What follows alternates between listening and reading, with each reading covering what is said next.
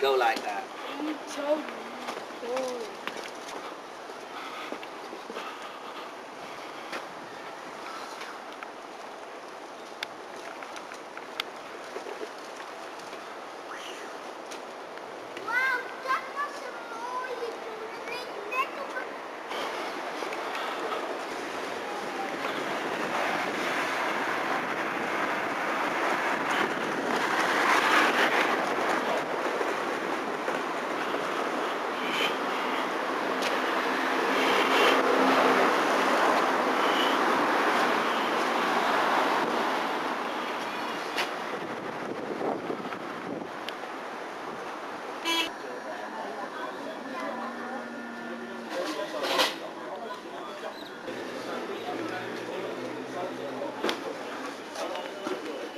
Kogo.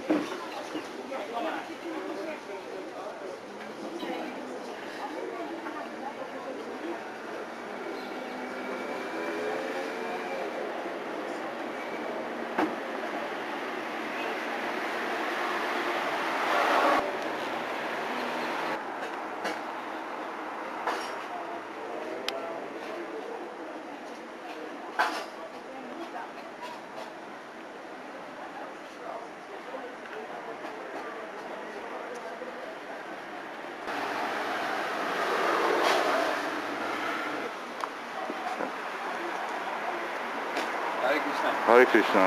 Oh, mijn naam is Hamza Avatar en ik woon hier in de tempel van Hare Krisna. En dat is voor een jaar ongeveer. Ik ben monnik al 12 jaar. Ik heb in een klooster gewoond in België, het klooster van Hare Krisna.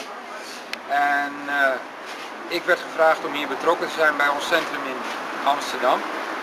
Om er wat van te proberen te maken. Zo, dus dit is onze tempel. Ik weet niet of je nog naar binnen gaat om een beetje te filmen. Je kan filmen binnen. En hier vinden onze dagelijkse activiteiten plaats. Vandaag is het zondag, dus er zijn zondagsfeesten. Ik schat dat er zo'n 45 mensen zijn, 50 mensen. En we zijn aan het einde van ons zondagsfeest, dus dat betekent dat er een vegetarische maaltijd geserveerd wordt aan iedereen. Dan we hebben gehad een lezing over de filosofie een beetje, over de filosofie van Krishna bewustzijn. En we leren dus over God, over onze relatie met God. En over hoe we terug kunnen gaan naar de spirituele wereld, waar we oorspronkelijk vandaan komen. Dus er is over filosofie gesproken, er is een verering gedaan op het altaar. Al het voedsel wordt geofferd, wat nu verspreid wordt, wat uitgedeeld wordt. En we hebben muziek gemaakt, traditionele Indiase muziek. Dus elke zondag is het programma vanaf 4 uur. En het loopt door. Het is nu 7 uur denk ik, het is 7:30. Dus tot 1:00 of 8 loopt dat programma door, dat is elke zondag. En dan voor de rest hebben we hier onze dagelijkse activiteiten. Zoals iedereen waarschijnlijk wel zal weten zijn we Hare Krishna's, dus we chanten elke dag op een gebedssnoer. Hare Krishna, Hare Krishna, Krishna Krishna, Hare Hare, Hare Rama, Hare Rama, Rama Rama, Hare Hare. En dat doen we voor 2 uur lang, 2 uur in de ochtend op een dag, dus dat is onze meditatie. En dan hebben we ook nog bepaalde gebeden die we doen, bepaalde verering, een bepaalde altaardienst vindt er plaats, zeg maar. Elke ochtend staan we om 4:30 op, of om 4 uur eigenlijk. 4:30 begint dat, in de ochtend. Elke dag hebben we dat programma en dat duurt tot 1:00 of 8:30. Dan gaan we aan het ontbijt. En dan in de avond komen we weer samen. En het is om 6 uur. En dan hebben we weer een avonddienst. Dus dat zijn onze dagelijkse dingen. Dat wat ik doe hier, ik doe een beetje administratie en ik vereer de moertis. Dat zijn de beeldjes die je op het altaar hebt kunnen zien staan. En ik verspreid boeken. Boeken over de filosofie van het Krishna bewustzijn. En er zijn veel mensen die, dus je hebt boekverspreiders, je hebt mensen die boeken vertalen, je hebt mensen die administrateurs zijn in de tempel. Zo heeft iedereen verschillende activiteiten, maar 's avonds komen we weer samen. En dan hebben we met elkaar eigenlijk is het een feest, een bijeenkomst weer. En er wordt door sommigen weer over de filosofie gesproken. Dus dat is een heel klein beetje, in het heel kort wat we aan het doen zijn. Onze filosofie houdt in dat wij ons realiseren dat we niet dit materiële lichaam zijn, maar dat we een spirituele ziel zijn. En die spirituele ziel die heeft bepaalde spirituele kwaliteiten. Zo is bijvoorbeeld geluk een van de kwaliteiten van de spirituele ziel. En kennis is een van de kwaliteiten van de spirituele ziel. Voor de rest bestaat de spirituele ziel, die bestaat eeuwig. Dus dat zijn de 3 kwaliteiten van de ziel. En dat zijn dezelfde kwaliteiten als die God heeft. Dus nou is ons leven, bestaat eruit dat we proberen, dat we diezelfde kwaliteiten proberen te ontwikkelen. Zodat we onszelf kwalificeren om terug te kunnen gaan naar de spirituele wereld waar we vandaan gekomen zijn. Nu zitten we gevangen in een materieel lichaam. En we zitten gevangen in de materiële energie, in de materiële wereld. Maar als we die betere persoon worden, als we kwaliteiten ontwikkelen die horen bij het heilige, dan gaan we ons op een gegeven moment vanzelf geplaatst zien in de spirituele wereld. Door Gods genade is het zo dat we in staat zijn bepaalde dingen te doen, bepaalde boetedoeningen te beoefenen. En dat betekent bijvoorbeeld dat wij geen vlees eten, geen seksualiteit. En dat we geen verslavende middelen gebruiken, geen drugs, geen koffie, geen thee zelfs. En we gokken niet. En daarbij is ons proces dat we dus Hare Krisna mediteren, de namen van God mediteren. Want door op die manier met God om te gaan, door zijn namen te chanten, bevinden we ons in feite in directe relatie met God. Want God is niet verschillend van zijn naam. En door met God om te gaan op deze manier, kwalificeren we ons, of kwalificeert God ons eigenlijk, om terug te gaan naar de spirituele wereld. En dat is in het heel kort ons programma. Hallo. Goedemiddag. Hare Gaat het? Hoop ik van wel. Ja? Maak je nu een documentaire? Ja. Over het leven? Over het je leven. Hare Krisna. Ja, Hare Krisna. Kom binnen, kom in de tempel. Ja, ik ga echt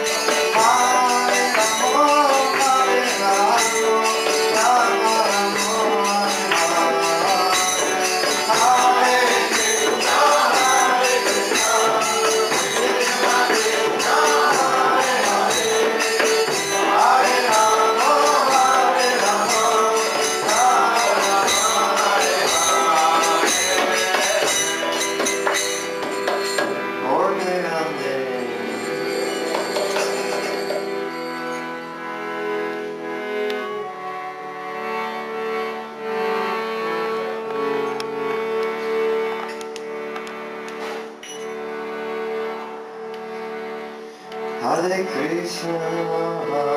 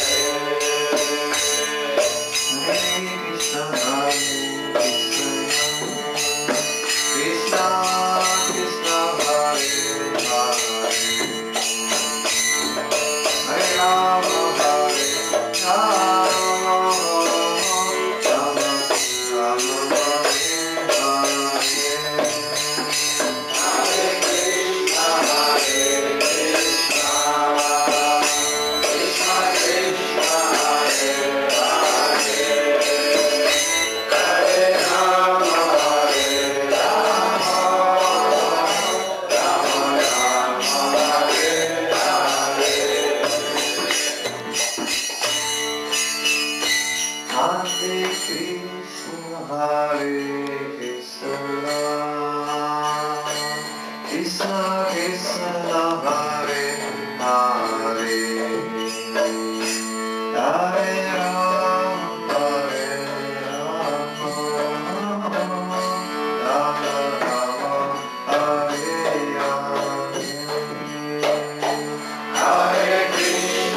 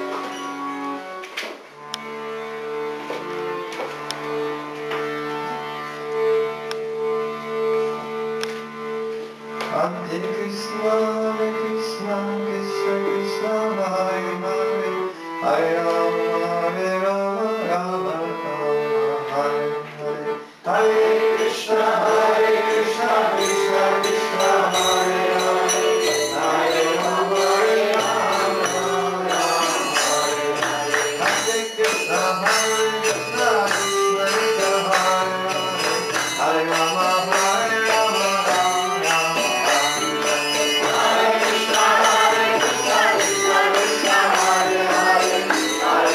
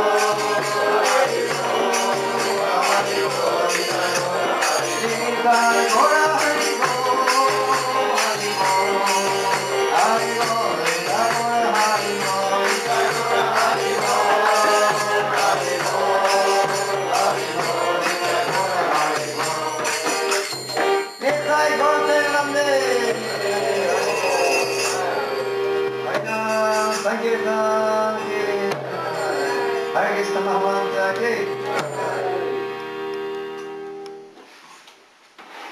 Hare Krishna. Van harte welkom. Anders ook welkom.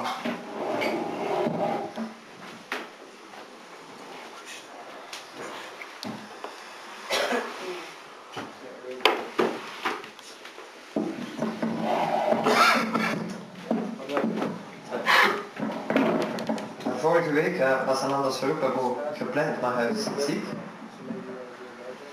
Ja.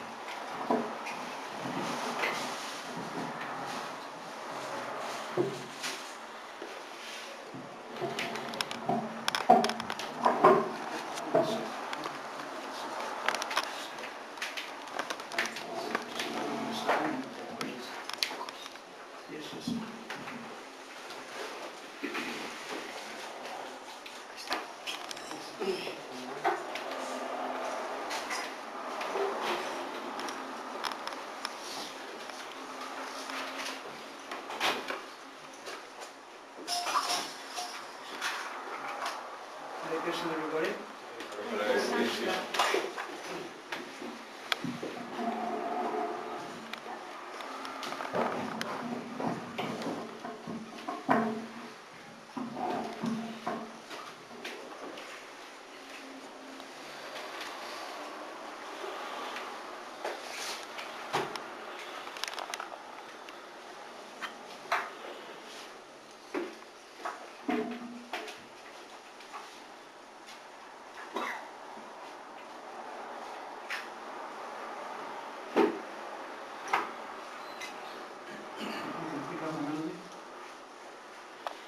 Okay, I'm going to sing a short bhajan and then we'll talk a little bit about Krishna consciousness and leave a little time for questions. Shri Ki Jai. Manasa deha geha yokichu mo arpilu tu apade nanda kishore arpilu tu apade nanda kishore manasa deha geha yokichu mo arpilu tu apade nanda kishore arpilu tu apade nanda kishore Sampade vipade jivane marane dai mama gila gopada marane dai maya gila gopada marane. Can't you play? Let's show you can play.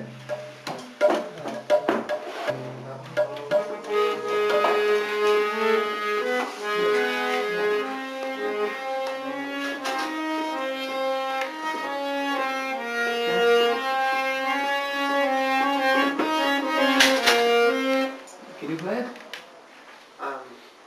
Maybe not so perfect. So try it. Try it. Let's see.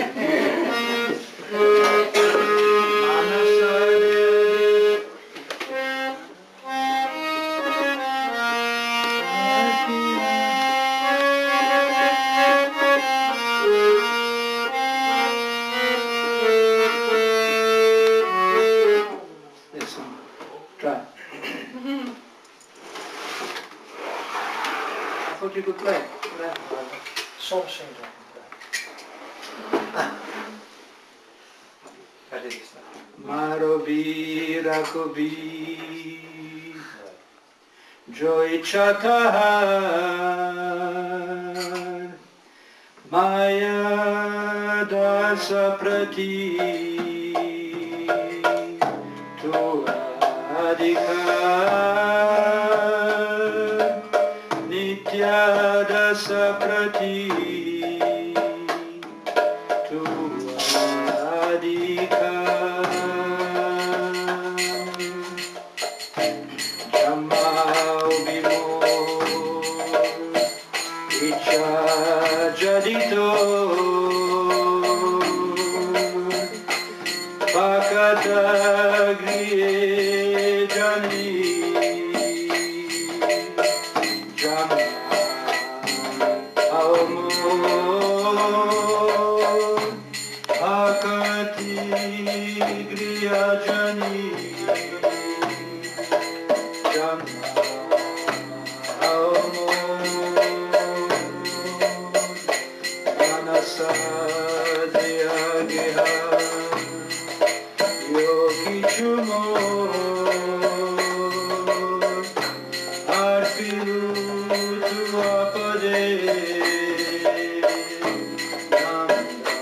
Kishore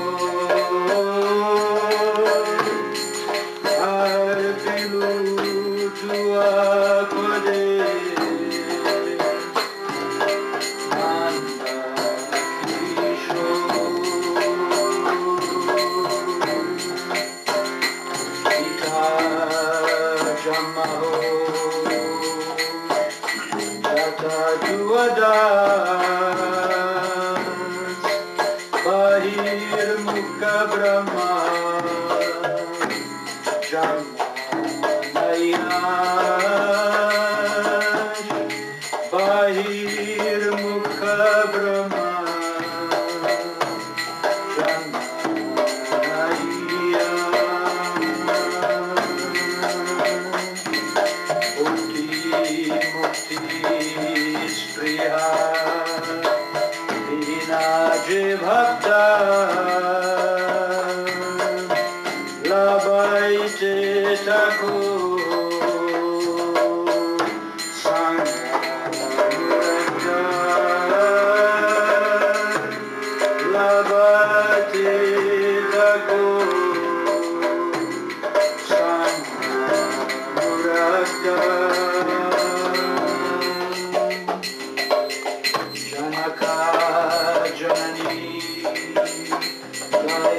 Tatanaya Prabhu Gurupati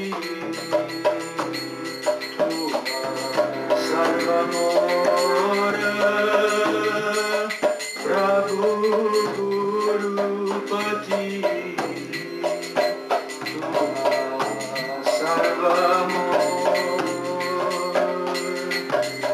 Akati Vinoda Shunokan Radhanata Tua Amaraparan Radhanata Tua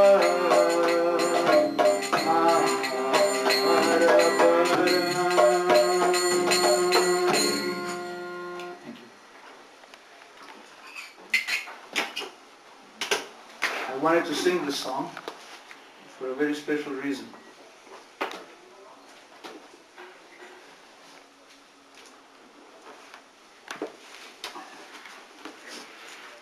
Because this song explains the process how to practice spiritual life. I think what we all hear is because we want to know how to make solutions to the problems of life.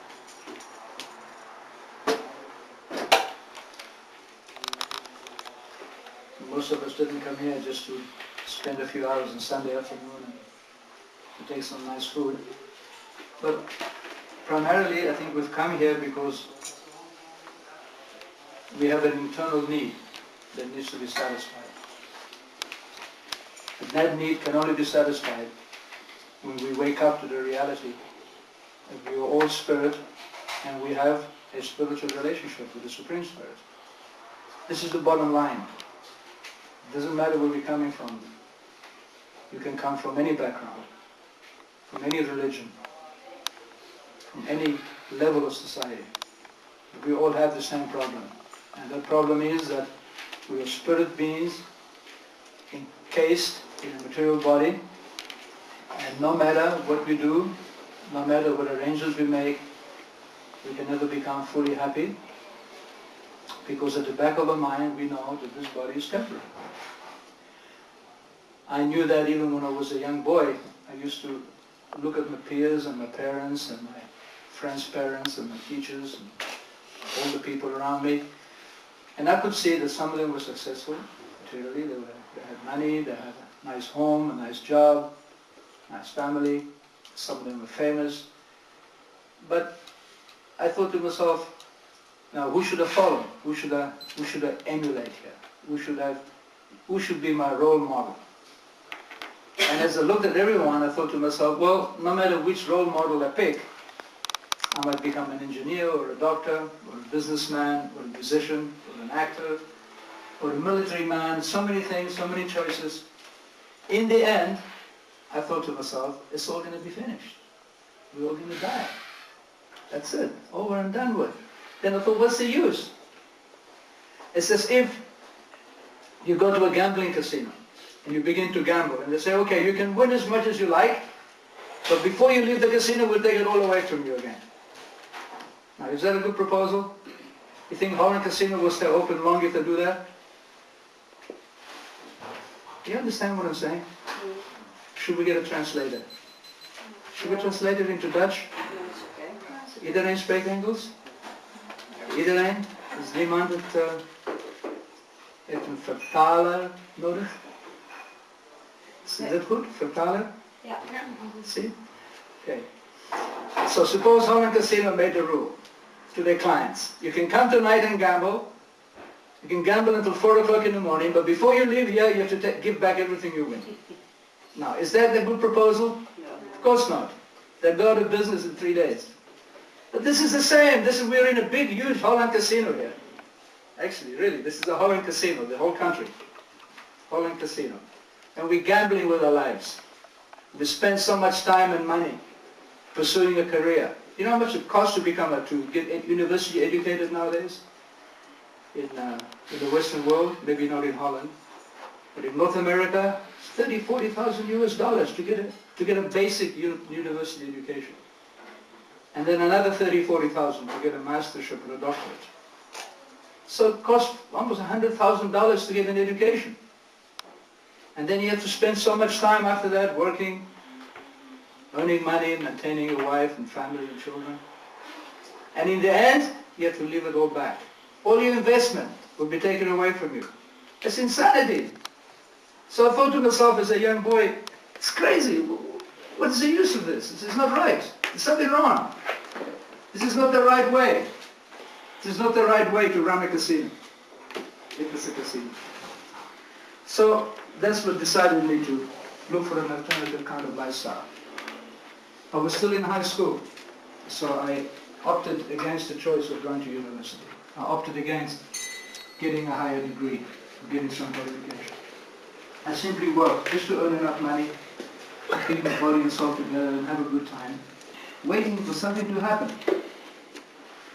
Waiting for Godot. That's the story of our life. We're always waiting, and maybe tomorrow will be better.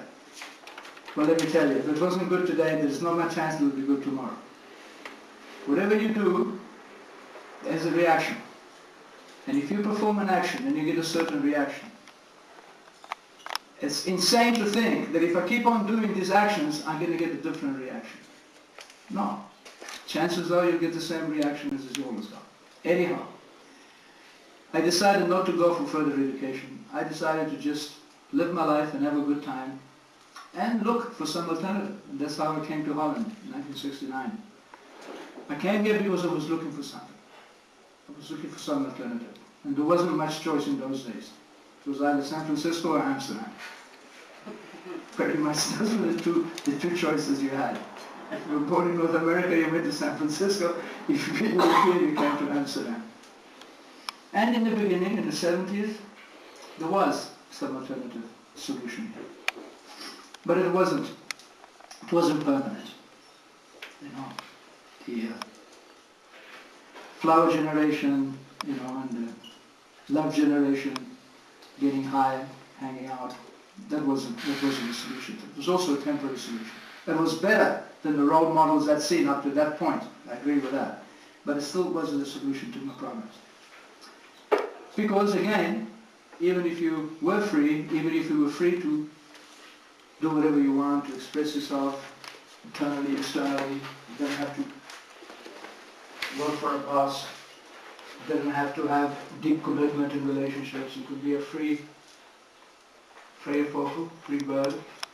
Even then, time would come when you have to give it up. And that's the story of the Bhagavad Gita.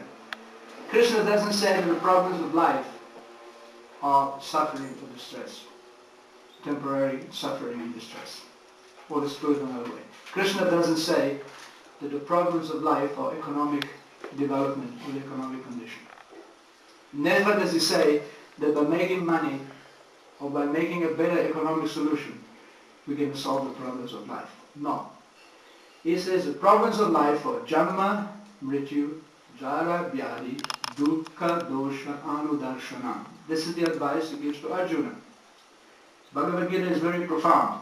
Even though it was spoken 5,000 years ago, and even though it was spoken on a battlefield, and even though the persons involved is the Supreme Lord Krishna and the Supreme Warrior Arjuna, actually the Bhagavad Gita is for us. Krishna was teaching Arjuna to teach us. Arjuna didn't need to be taught. Arjuna didn't have to go in illusion. Arjuna was Krishna's friend. It's not a question of being God's friend and going into illusion. It's no question of that. But the pastimes were enacted so that we can learn from those pastimes. So Krishna told Arjuna, actually telling us, that the problems of life are birth, old age, disease and death. These are the problems of life.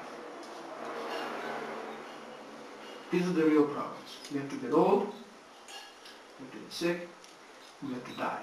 And then we have to take another birth. People don't believe in the next birth. That's another problem in our society. There is no understanding how the soul moves through different bodies. Yet nobody has any explanation where the different bodies are coming from. Why is somebody taking birth as a dog, or a cat, or a pig, or a camel, or a man, or a woman? Why is somebody born rich? Why is somebody born poor? What is the answer? Is it chance? By chance? What chance? There is practically no chance in this world. Everything is very much controlled. The whole universe is working under very strict rules. The whole process of modern science is to find out these rules. Not to break the rules. You cannot break the rules. You cannot break the rule of gravity. You cannot break the rule of life and death, birth and death. You cannot stop that. You cannot stop birth, growth, byproduct, degeneration, and annihilation. These things will happen through everything. Everything takes birth. Everything you see, whether it's an animal or a human being or a flower or a plant or an endeavor, something is created, it grows for some time, creates byproducts, dwindles and it dies. That you cannot stop. The process of modern science is to simply find out where we fit in these rules. So Krishna says, Dukkha dosha anudarshanam. Anu darshanam means to look very carefully.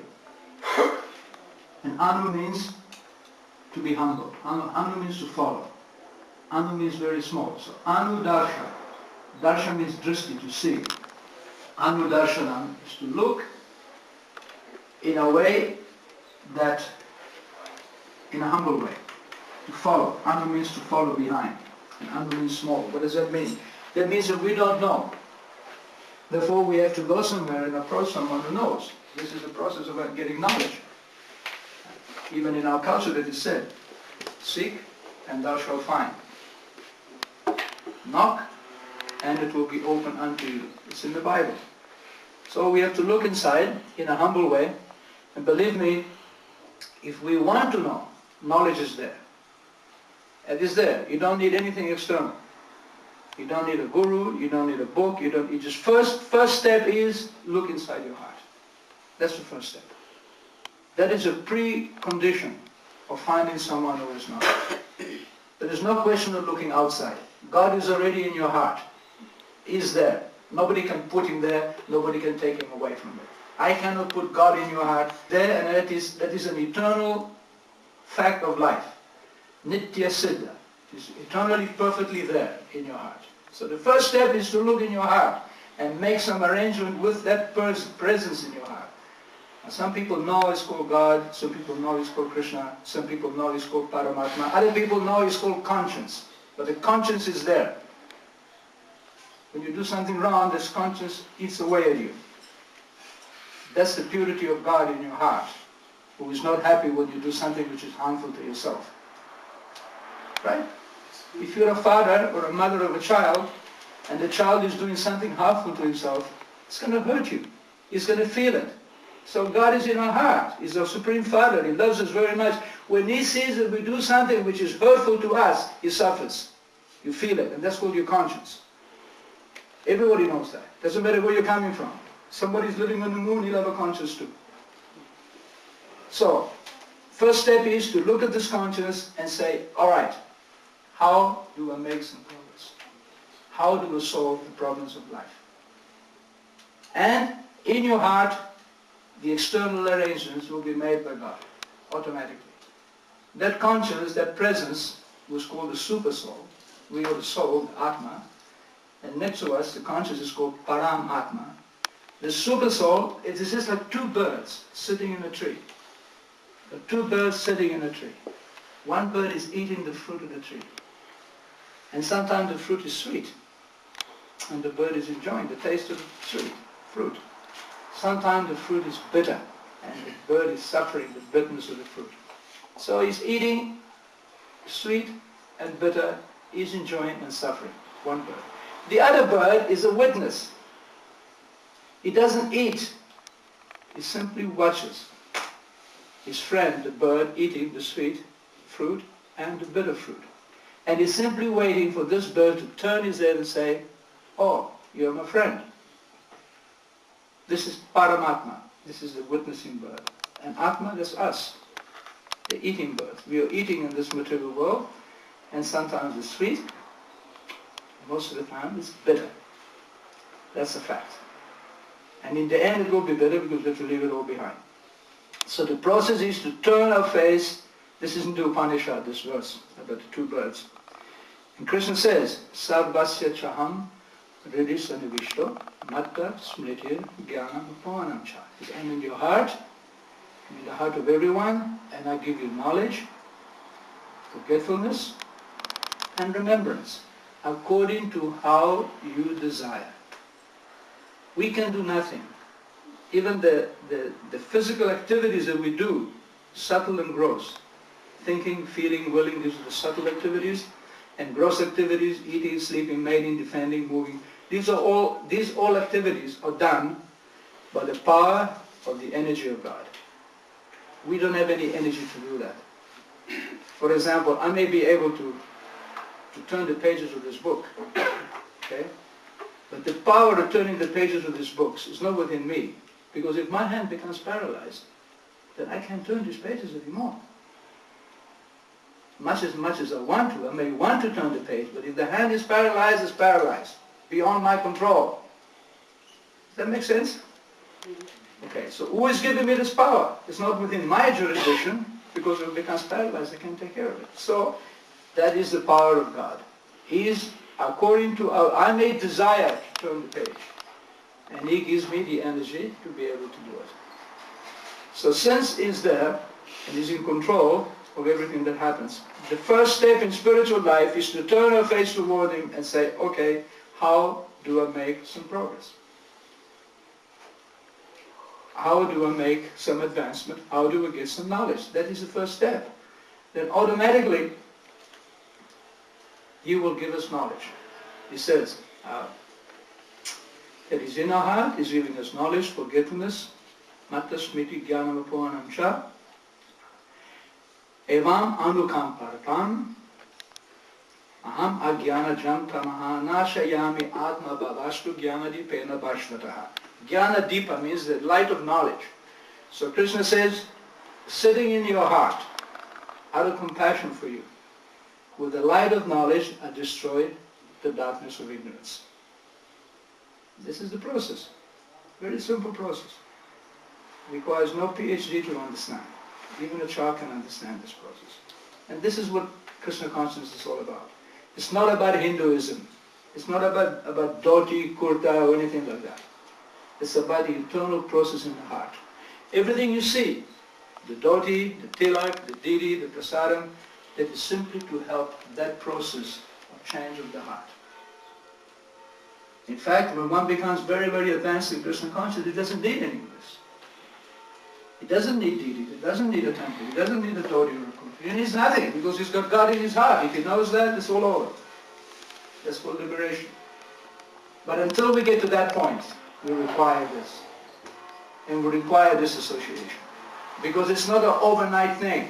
It's not that you can become God conscious overnight, but the process of purifying ourselves from the propensity to be in ignorance is very, very, it's time consuming. It takes time. It doesn't happen immediately. Because the soul is eternal. And we've been in these material bodies from time immemorial. And because of that, from time immemorial, we've become addicted to material life. And we've created so many actions or reactions. And all these actions and reactions have to be slowly, slowly purified. And this is why we require a temple, a church, or a priest, or a guru, all these things, so we can make progress. But ultimately, it's all happening right there within the heart. Now, why did I sing this song? I sing this song because I just came from India. I just spent a few weeks in India. And on my way back from India, I stopped in Dubai. I spent a week there. And I've been to Dubai many times in the past, so I have a lot of friends there, a lot of devotees. And there's no temple like this here.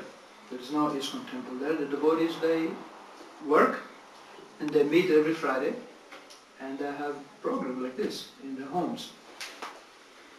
And the process of making advances in spiritual life is not to give up what they're doing, not to give up their work or their profession or their family situation. The process is how to bring Krishna inside their situation. In other words, there's two ways that you can start in your journey of Krishna consciousness. One way is to become a devotee in the temple, like I did, and like some of these devotees you see here, we did many years ago, I did many years ago. That's one way to do it. But the more common way is to bring Krishna into your life. Because not everybody can simply give up everything and come into the temple. It may not be practical. First of all, we have commitment to friends, to family. We have our nature, our desires. But the way to bring Krishna into a house, it is the most, it's the easiest way to advance your spiritual life. And Chaitanya Mahaprabhu used to teach that you don't give up your particular situation, but you put Krishna in the center of it. Just like within this body. Can I give up this body? Right? Suppose I don't like this body, I want some other kind of body. Is that possible?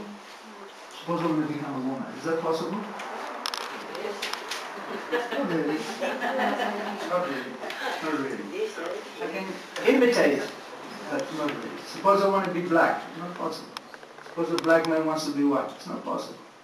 The body you have, you cannot get rid of it. You have to deal with it.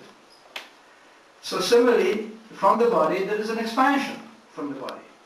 There is your house, your job, your profession, your friends. It's very difficult to get rid of these things. It's almost impossible. Arjuna was a warrior. He was a fighter in the Bhagavad Gita. Suddenly he didn't want to fight. Then Krishna told him, okay, doesn't matter, become a sadhu. That was his proposal to Krishna. Like, why should I fight? Why should I kill people? These are my relatives, my friends. They may be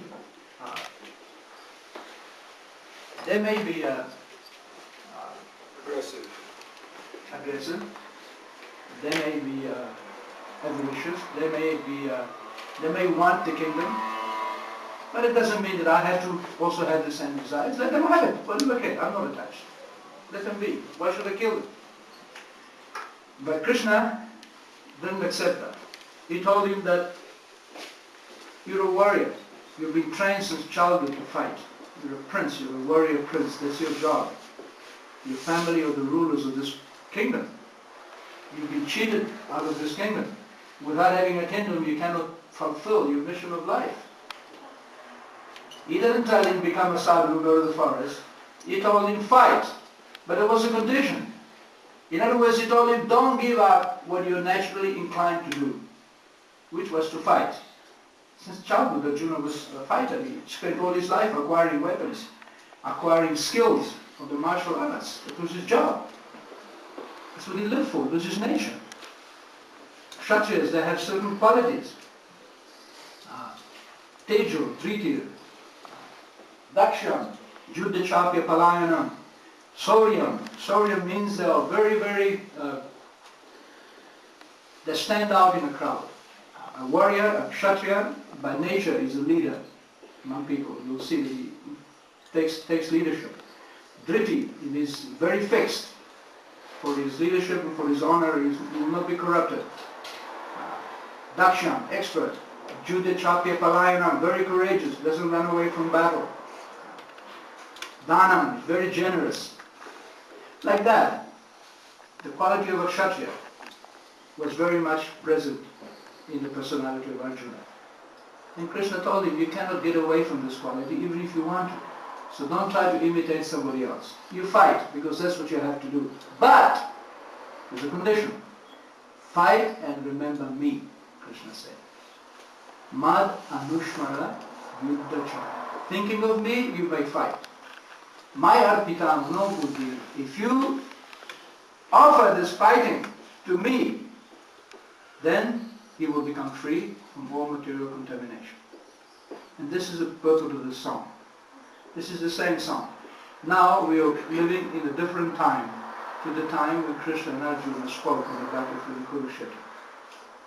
There is no such division of caste as there was in those days. The different varnas, Brahmana, intellectual, Kshatriya, warrior, Vaishya, mercantile man, Shudra, working class. These four classes are all mixed up now.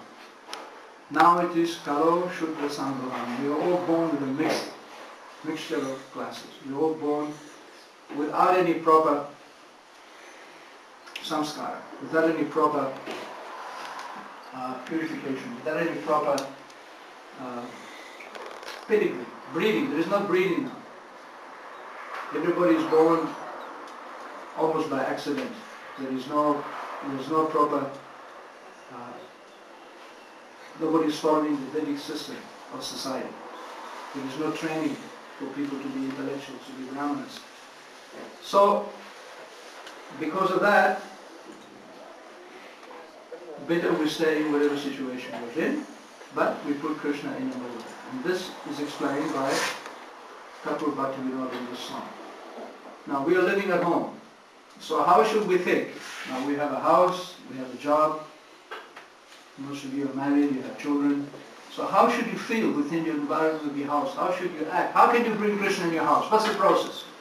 Process is Manasa Deha Geha Yokichumor Artulutu Apade Nandakisho. You simply sit down and you look inside your heart and you pray to God, you pray to Krishna and you say, Dear Krishna, Manasa, my mind, Deha, my body, Geha, my house, Yokichumor, whatever else I have, Arpilum tu apade. I'm simply offering it to you. Nanda Kishore is the name of Krishna. This is the first step. You pray to God and you say to Him, whatever I have in my house, whatever is here, I'm simply offering it to you. You should see it like that. Whatever you have, actually nothing belongs to you. Everything belongs to God. Even if you acquired your material goods by your own work, hard work and talents, that work and talent and that energy comes from God. After all, we were born with nothing. So, Bhaktivinoda Thakur, he was a householder, so he prayed to Krishna that my house, my mind, my body, whatever I have, I simply offer it to you. Then, Sampade, Vipade, Jivane Marane, Daya Maya Gela Tuo Pada Bhaja. That Sampade means in prosperity, and Vipade means in distress.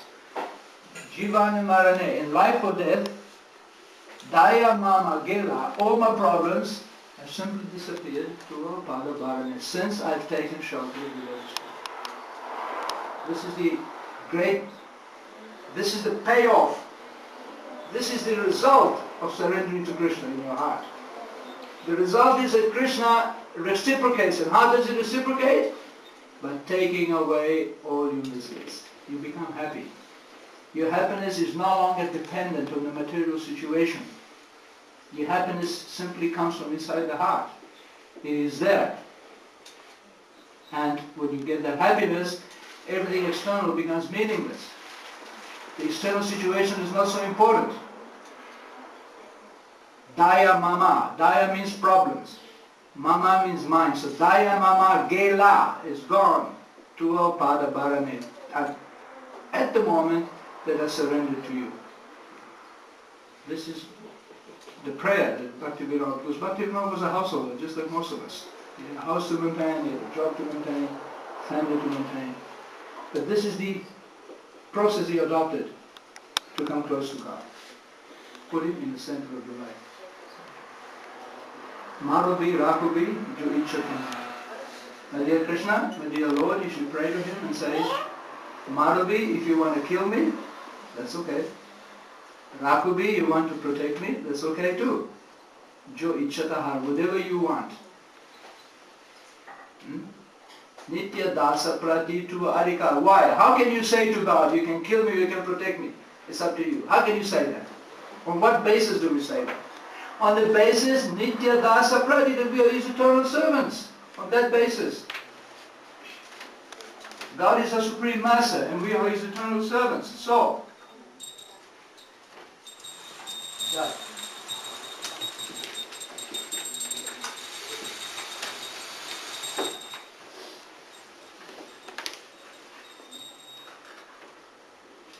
Nitya dasa prati. Now, what is the servant? What is the servant relationship to the master? Whatever the master wants, the servant accepts. So that faith we can develop in God. That we accept to be His servants, whatever He wants. Whether He wants us to be prosperous or not, whether He wants to keep us alive or kill us, that's up to Him. This is the attitude of someone who surrendered to God. He has enough faith that whatever God decides for me, that will be for my own good. After all, we're not surrendering to some temporary partner. No, we're surrendering to some temporary government official. No, we're surrendering to anything which is material, which comes and goes. We're surrendering to God, to the Supreme Personality of God, to someone who has unlimited power, unlimited knowledge, who is all-perfect, omniscient, is all-knowing, who is adokshaja, never falls down, cannot be understood by any material activities. We are surrendering to the greatest of the great, therefore let Him protect us or kill us. Who cares? He will take care of us. We are surrendering to someone who is competent to accept our surrender. It's a lot better than surrendering to some temporary partner who is not at all competent to accept our surrender. Not at all competent. Or surrendering to some material situation which is not at all permanent, not at all. These things are called,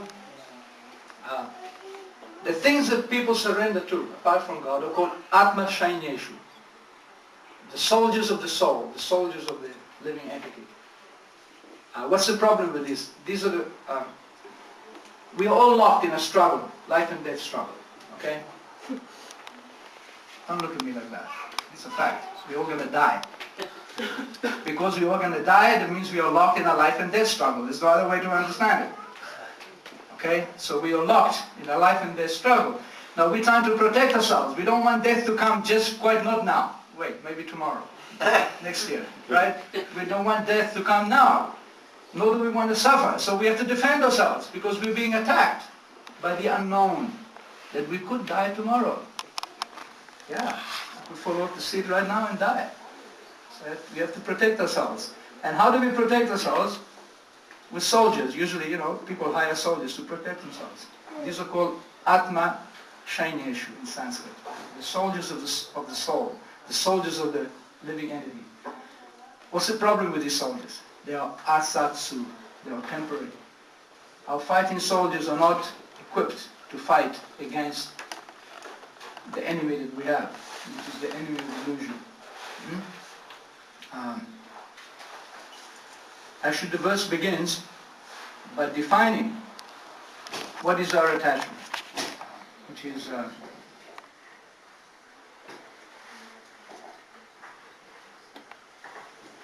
Kalatra Adishu. Friendship, wife, children, family.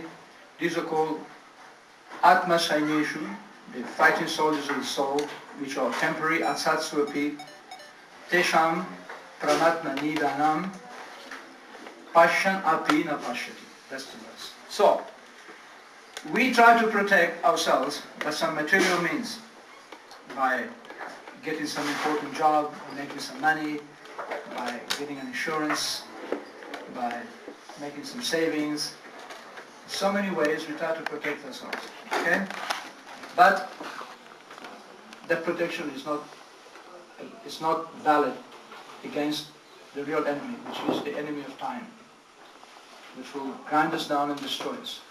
No question about it. So, although we see Pashyanapi, still we don't see. Pashyanapi na pashyati. this is a verse in the Srimad Bhagavatam, and it is said that although the living entity sees that all his material arrangements come to nothing, still he doesn't see. Still he doesn't take seriously his need for spiritual advancement. Still he tries to protect himself in all possible way materially. That's our first concern, how to get money, how to be protected from the possibility of poverty, possibility of material suffering. But in fact, all the arrangements we make will not help us. First of all, when you're born in this world, we are born with a certain amount of happiness and a certain amount of distress. It is settled up at the moment of birth. No matter what we do in this life, you cannot increase your happiness by 1 iota, nor can you decrease your distress by 1 iota. It's not possible. It is already there. It's built in. No matter what you do, it is an illusion to think that if I work very hard, then I will become rich and I will become happy. No, because many people work very hard and never become rich, nor do they become happy. Just like we don't pray for distress, distress comes, right? So, we don't have to pray for happiness either, because it will come too. By its own accord. It's fixed up with our birth. Just like I was born in an Italian body and you're born in a Dutch body, and no matter what you do, you cannot change that. That's fixed up. How we react to what we've been given at birth in this life will determine the next birth. That is in our hands. How we will take the next birth, that will be determined by what we do in this life. So better to accept whatever comes, good or bad, in a philosophical way, and spend our time to cultivate God consciousness, because then in the next birth, if there's going to be a next birth, if we haven't become perfect in this life, we'll carry on with our practice of God consciousness. It's a no-lose situation.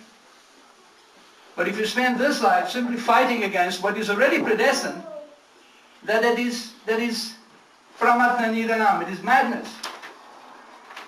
It is madness, because it's not going to solve the problems. For one, it's not going to solve the problem, and it's going to create a worse situation in the next life.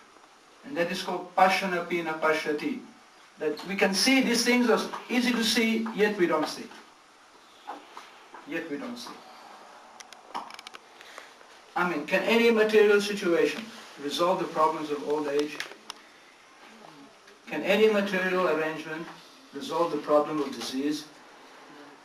Just because you have €1 million doesn't mean you're not going to get sick, you're not going to get old, you're not going to die. Not at all. So no material arrangement can actually take care of the real problems of life. So here in the song, as I was explaining, maybe you have to take another birth. That's a possibility. Sorry to say, a very, very strong possibility. So Bhaktivinoda says, Jama obimo icha jaditor. Now, we made this at the beginning of this lecture. I made the suggestion that we make this deal with this Paramatma. We make this arrangement with God in our heart.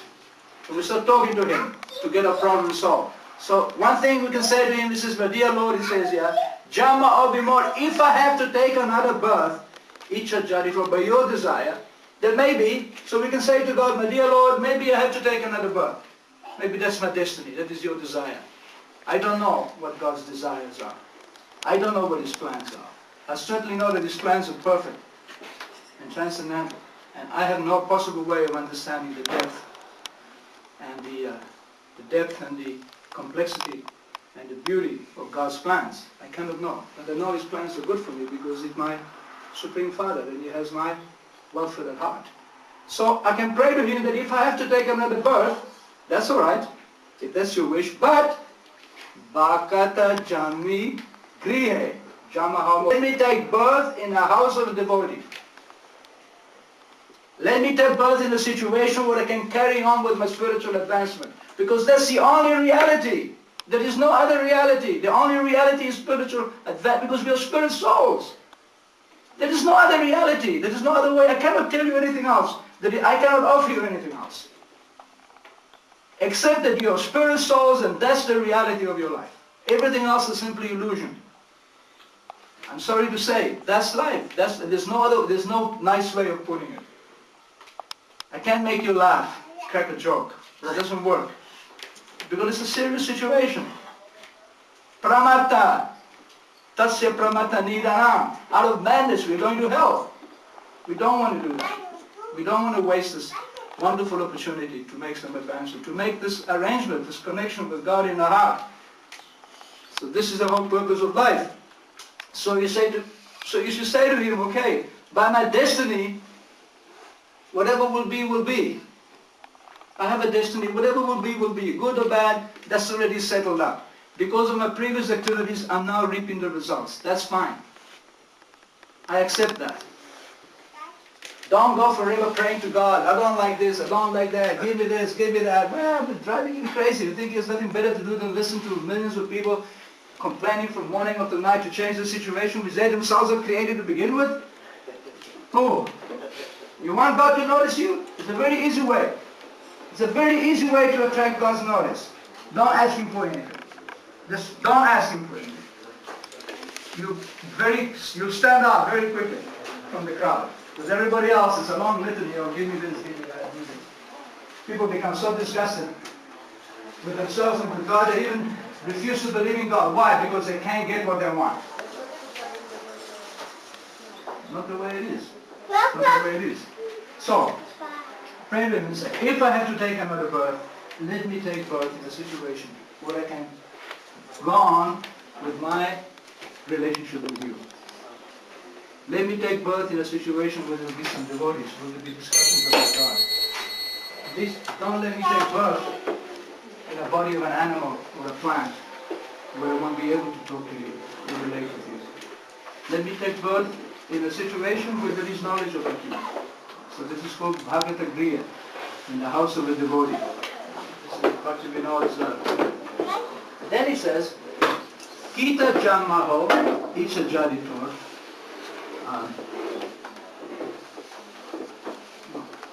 Kita Jammaho Jata Tuadas.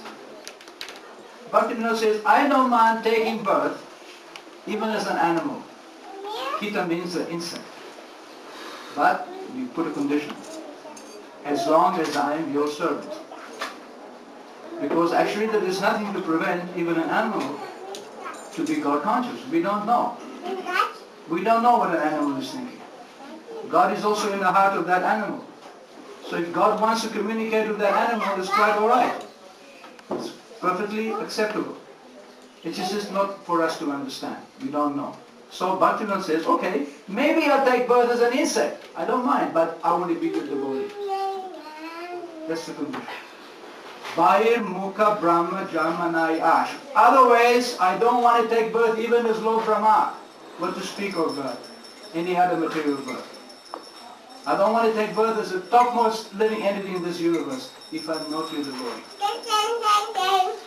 So this is the conversation we have to initiate within our heart.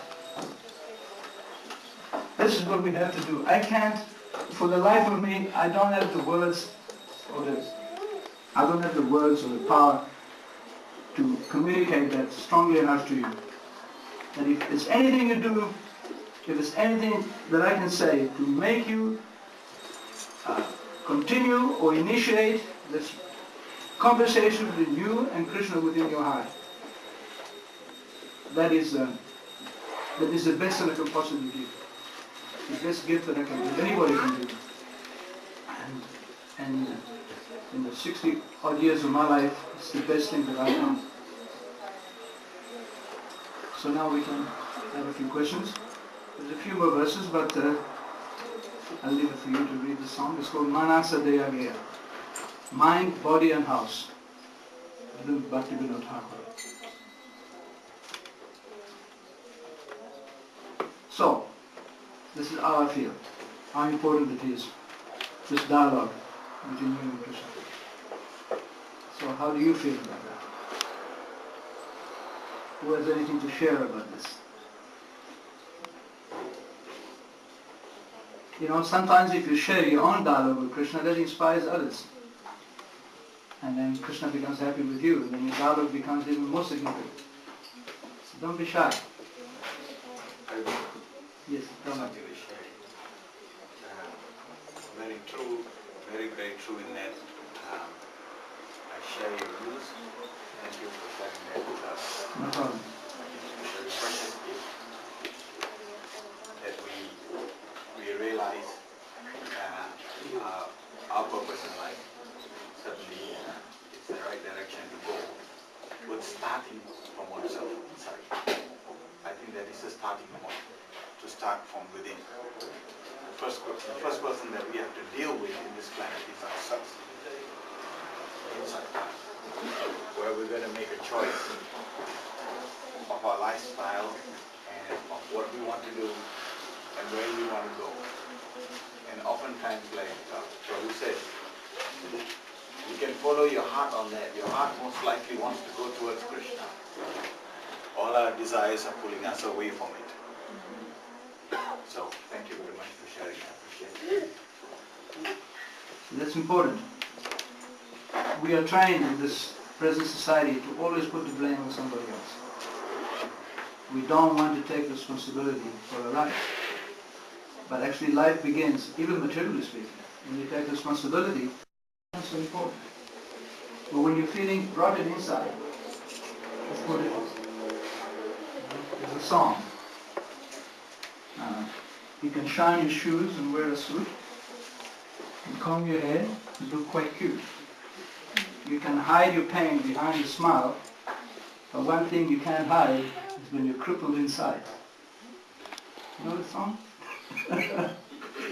Anyhow, the point is that whatever you're feeling inside your heart, that will be manifested outside. So the sooner we begin a genuine dialogue with Krishna, and get some happiness and peace of mind and freedom from anxiety from this dialogue, that will automatically manifest outside and everything will become perfectly okay. That's the secret of life. But if you remain crippled inside, then it's going to be very difficult to see perfection outside. That perfection outside will look crippled too. And then we will put the blame. It's your fault. He did that, she did that, he because no. No. Krishna is perfect. If something goes wrong, you've got to be perfectly sure that you have had a hand in it. I mean, why should a perfect judge punish you for something you haven't done? Maybe in the material world you can be accused of something and be innocent and get wrongly accused and imprisoned. That can happen in the material plane. But when you're dealing with God, that's not possible. It's absolutely not possible. So, by beginning the dialogue, we also begin to take responsibility for anything that may not be right in our lives. And taking responsibility for our lives is the beginning of reality, it's the beginning of sanity. Avoiding responsibility means insanity. So, as Prabhu said here, first step is go inside. That's the first point. Take responsibility for yourself. And believe me, Krishna will reward you handsomely. Very handsomely. Okay, who else wants to share something?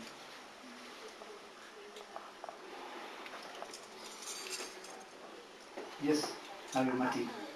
As you just say that here in this material world, the judge can make a mistake, Yes. but even it's not possible because apparently maybe, but on the higher platform, this person also not innocent because maybe in previous life before he will get what he deserves. It only apparently looks that he's innocent. Yes, just like Bhaktivinoda says here. That if I have to take another birth, Jamma Obimor, Icha Jaditor, by your desire, if I have to take another birth, then let me be born in the house of a devotee. And I will take birth as an insect, Kita Jamma Ho, as long as I'm your servant. Bahir Mukha Brahma, Jammanai Ash. I'm not interested in any other birth, how exalted it may be, if I'm not your servant.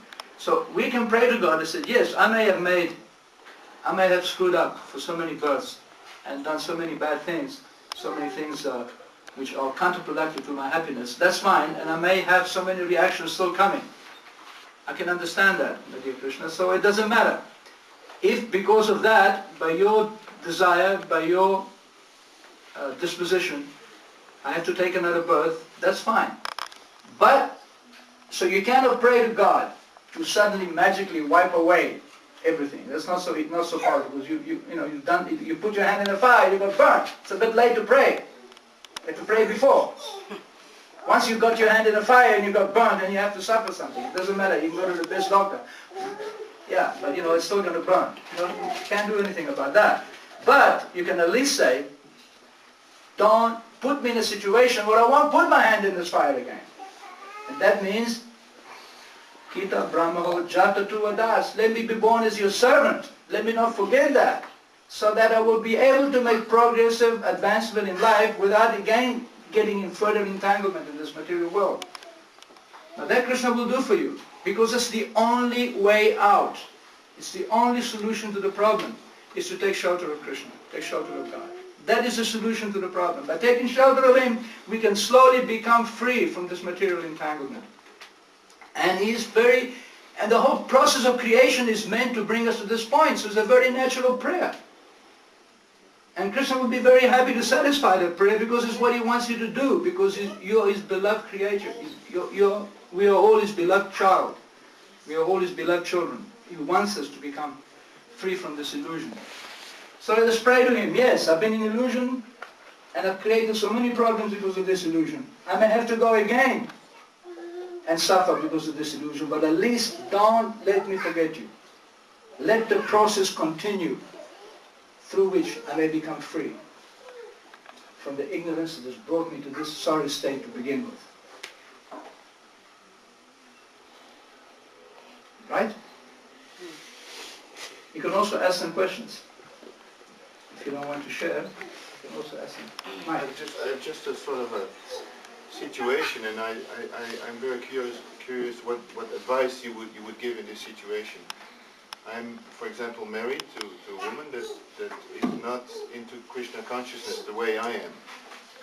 She seems not to understand, and she wants to discuss about it. And what would be your advice to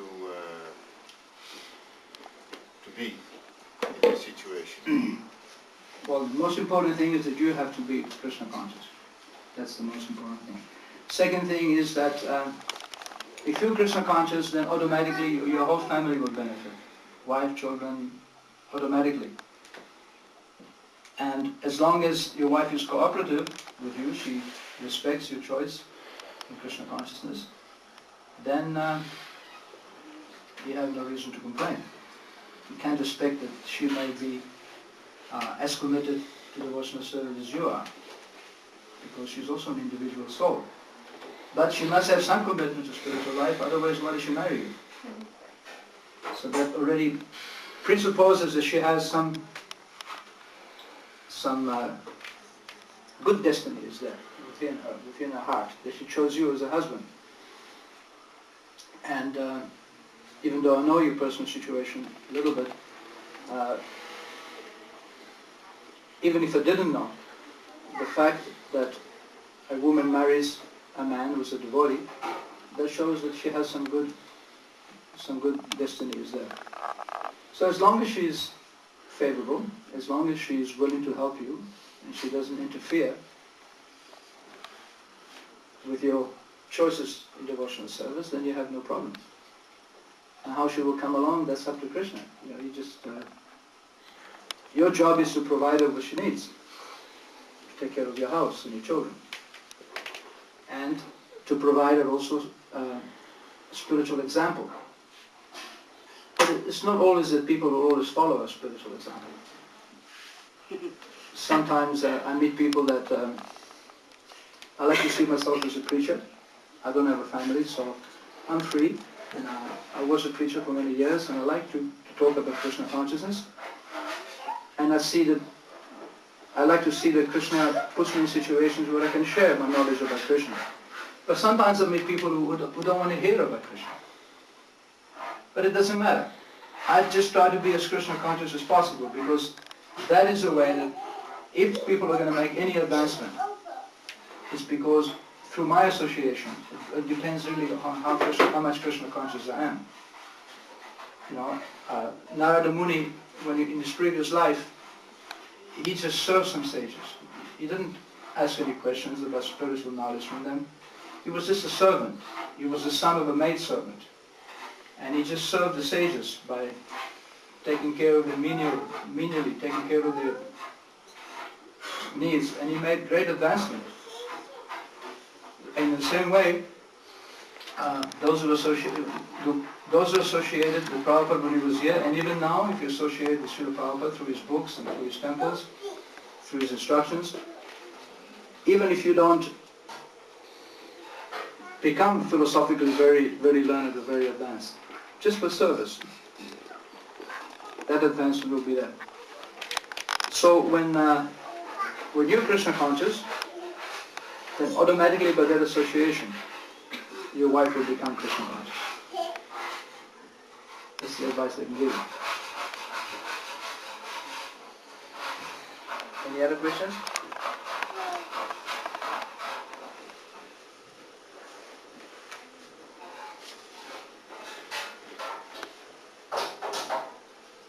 Or any other comments?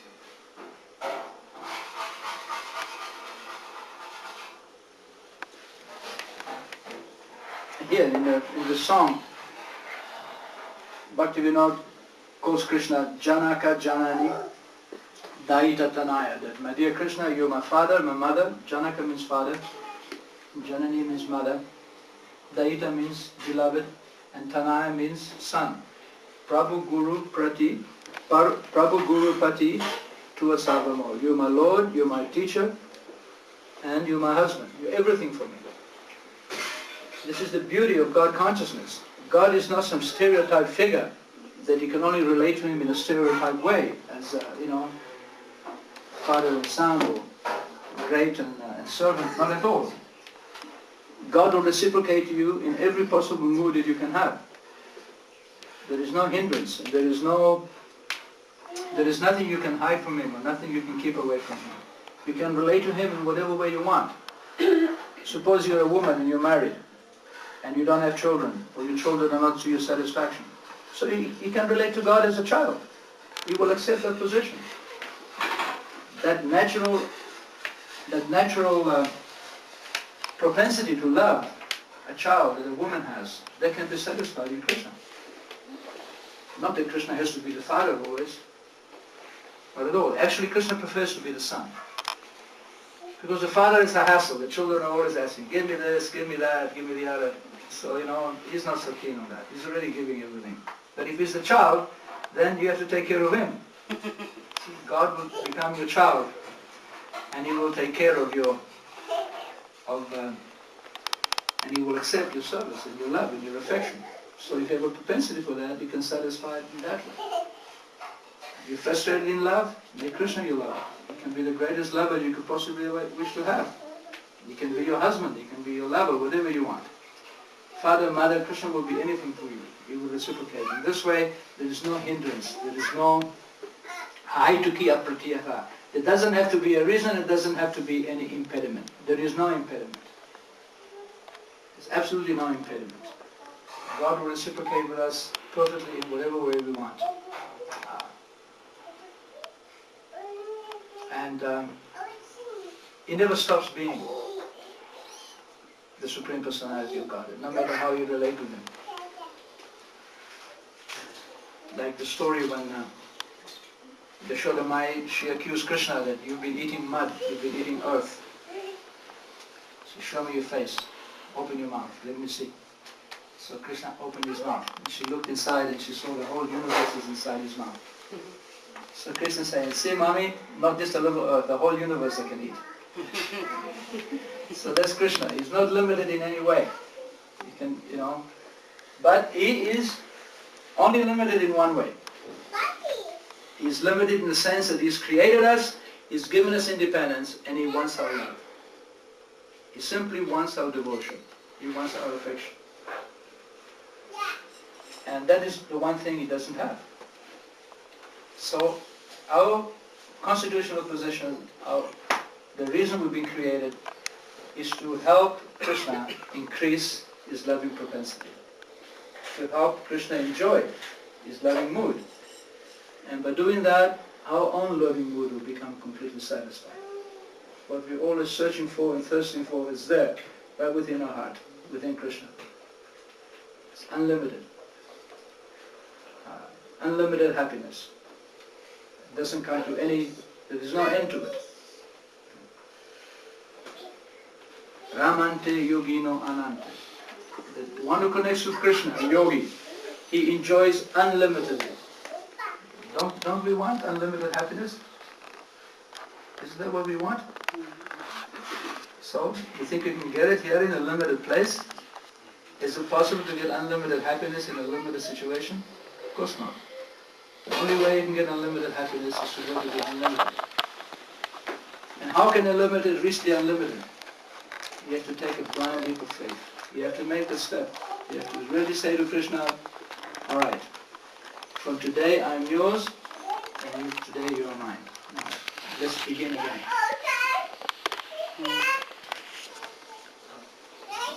Any comments? Time for arati?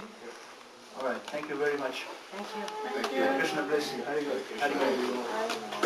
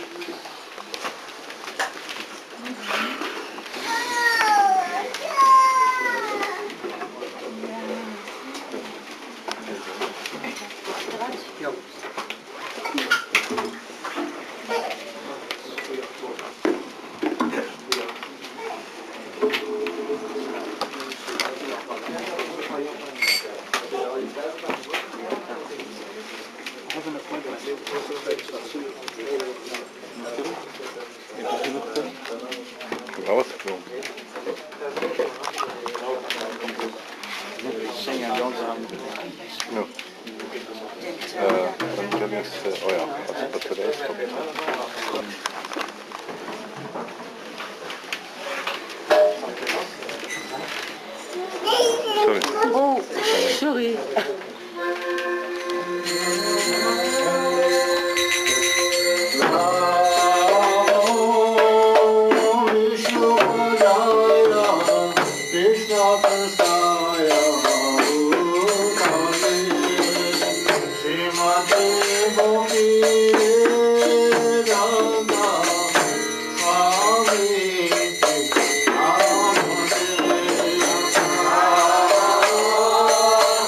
Krishna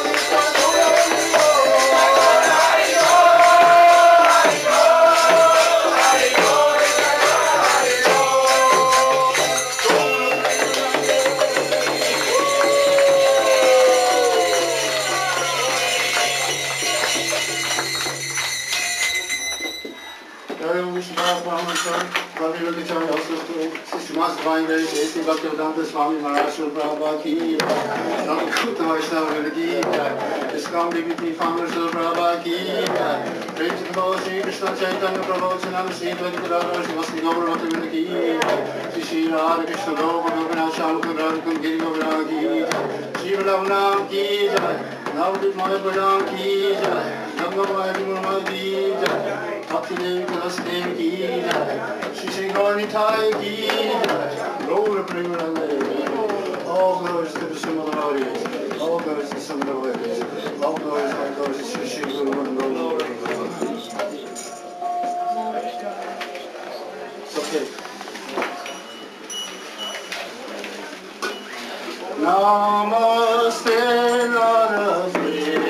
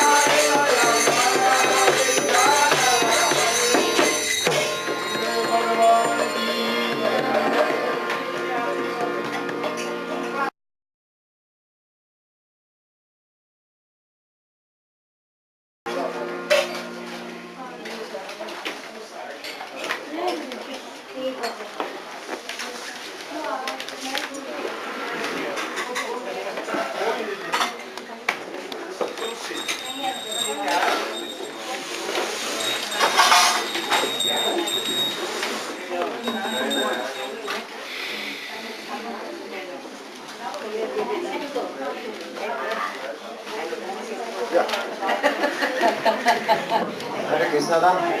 Dat is nu Bhagavad Prasadam.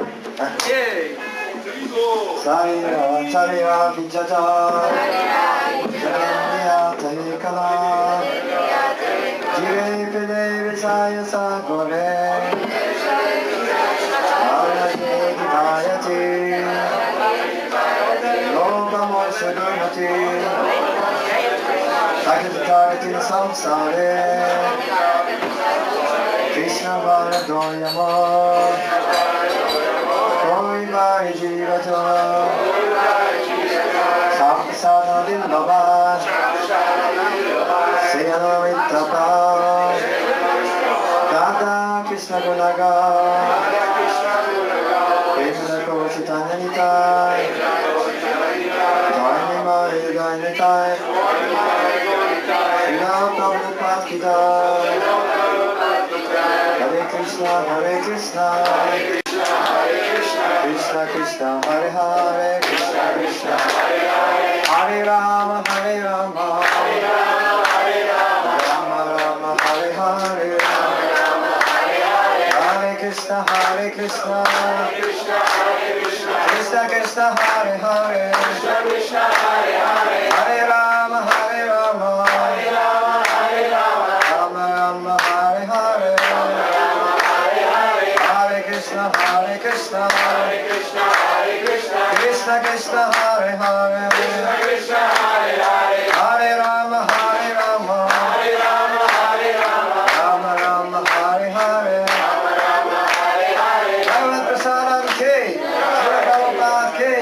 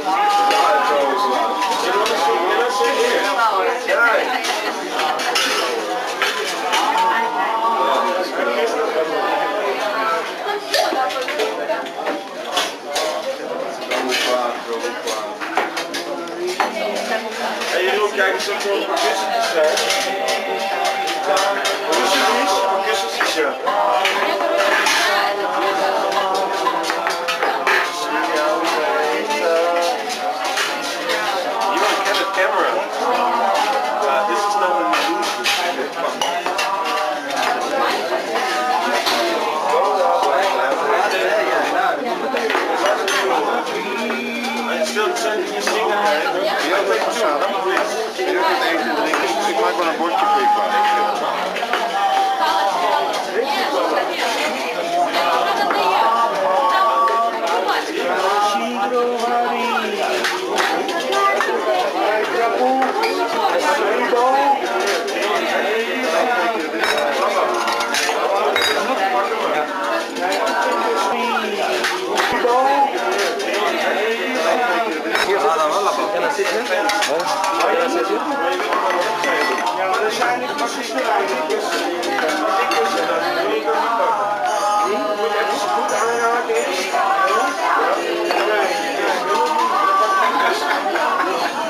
Wij willen hier zitten.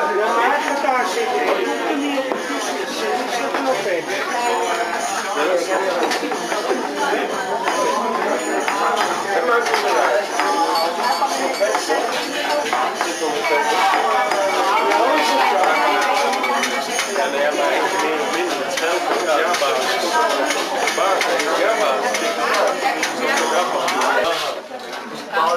Je blijft hier gewoon staan en u gaat eten.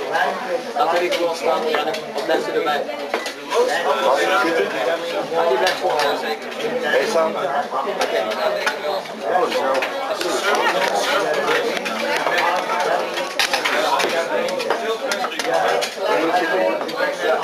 Oké, geen probleem.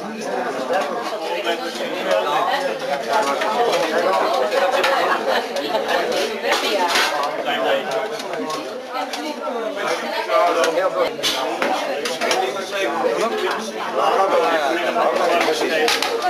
Maar dan ga je volgende zondag middags weinig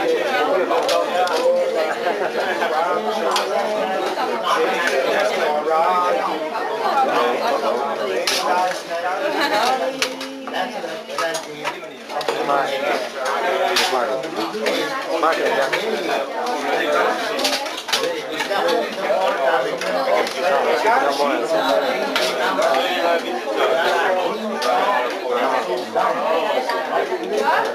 GD Productions, hè? De GD Productions.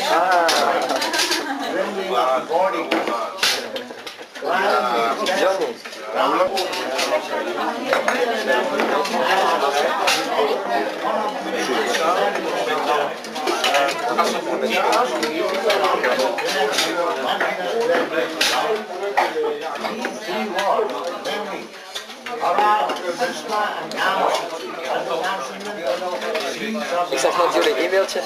Ja? Ik heb net nog maar niks gezien.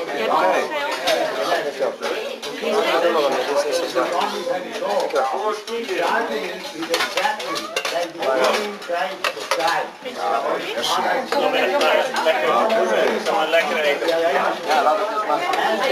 Sorry dat ik het stel. Die hadden iets van gekocht, maar dat is ook gezond. Ik lag vanmorgen nog ziek in bed. Ik ben de hele week al een beetje ziek. Maar je zegt, wat gaan we doen? Ik zeg, we gaan. We gaan, dat is de beste medicijn. Oh, maar dat is juist. Maar als je zegt dat alle ziektes daarvan weggaan. Dat is feit. Ik moest eigenlijk werken vandaag. Vandaag? Normaal? Ja, maar ik heb me vanmorgen ziek gemeld, want ik was vanmorgen gewoon echt mijn bed niet uit. Ja, dus dat was helemaal eerlijk. Christen had dat zo geregeld. En tegen de middag had hij er zoveel zin in dat hij er helemaal bovenop was. Ja, exactly. Fijn, hè? Ja, heel fijn. Er zijn zoveel mensen die altijd comedie spelen en die gewoon geen zin in lui zijn en dan melden ze zich ziek. Er is dus helemaal niks verkeerd dan zo'n verkeerd. Ja, soms is het een manier om vrij te krijgen. Ja, is niet eerlijk. Maar u was echt ziek en dan u was u beter en dat was ook eerlijk. Ik ben Petja Hilterman en ik kom graag naar de lezing. Je steekt er altijd wel wat van op. En ik vind het prasadam ook fijn en gezellig met elkaar. Dus ik kom graag hier. Weer gevoed naar ziel en lichaam, en geest en lichaam ga ik weer naar huis. Krishna. Hare Krisna. Hare Krishna. Hare Krisna, film benijden.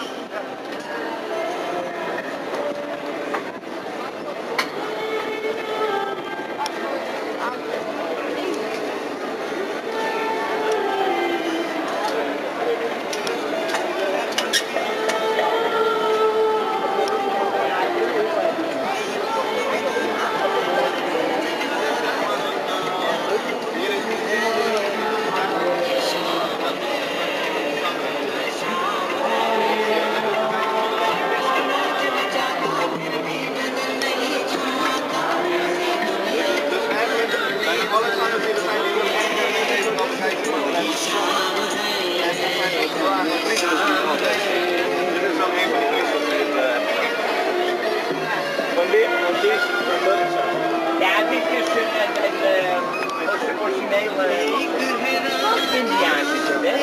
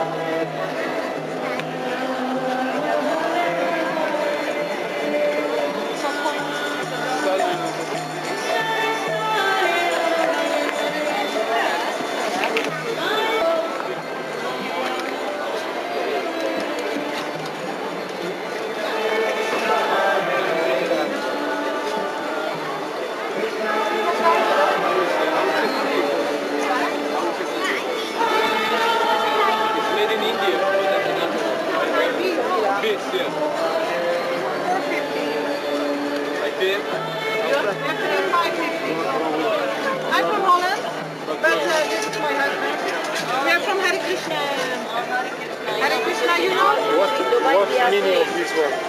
No, The yellow one. Yellow one. Oh, that means The red one I know. It is holy clay from the Ganga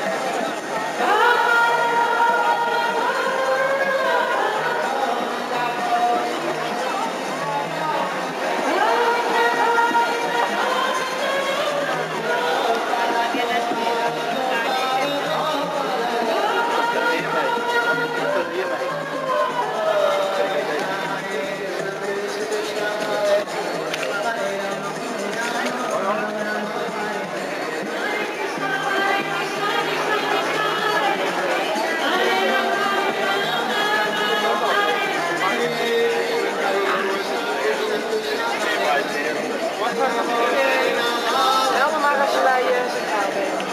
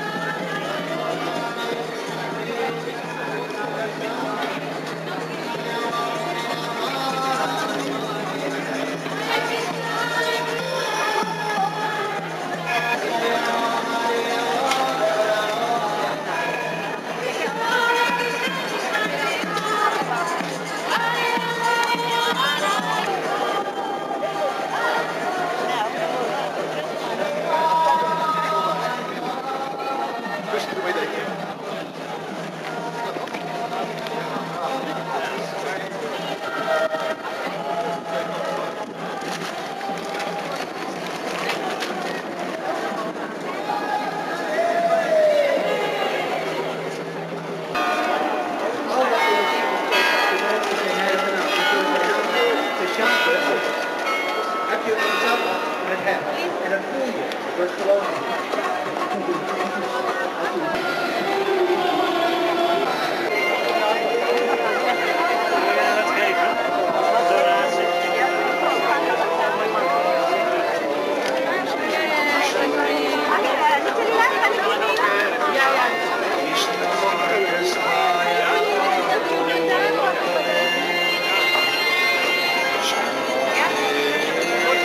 Het is gewoon het.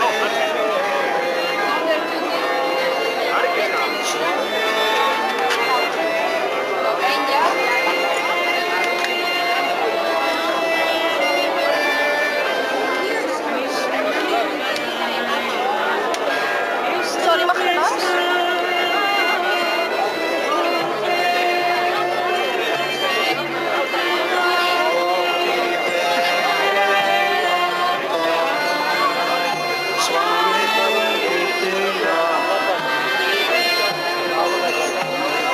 Namaste, Saraswati Devi, Gauravani Pracharine, Nidishesha,